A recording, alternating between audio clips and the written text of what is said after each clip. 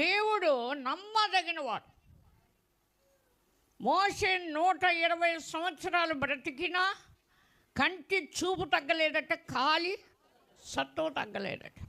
కానీ బండను చీల్చి, అంటే కర్రతో 2 సార్లు కొట్టమన్నాడు, మాట్లాడమన్నాడు.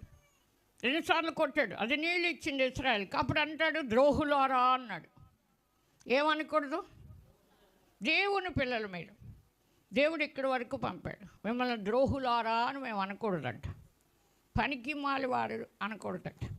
సహోదరుడంట వ్యర్థుడా అంటే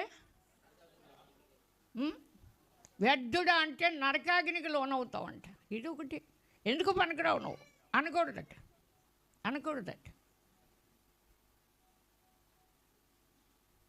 అంతేకాదు, ద్రోహి అనకూడదట, నరకాగ్నికి లోనవుతావంట.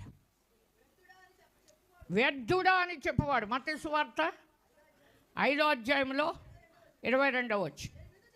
నేను మీతో చెప్పున్నదేమనగా, తన సహోదరుని మీద కోపపడు ప్రతివాడు విమర్శన దేవుడు చేస్తాడట, విమర్శిస్తాడట సహోదరుల మీద. మనందరం సహోదరులే, అమ్మగారని ఇందులో గొప్పతనం ఏమి లేదు. వాక్యం అనే పాలతో మిమ్మల్ని పెంచుతున్నాం కనుక ఆత్మ మాలో ఉండటం వల్ల ఆత్మ పొంగే పాలు మీరు తాగి ఉల్లాసిస్తున్నారు కనుక అమ్మగారు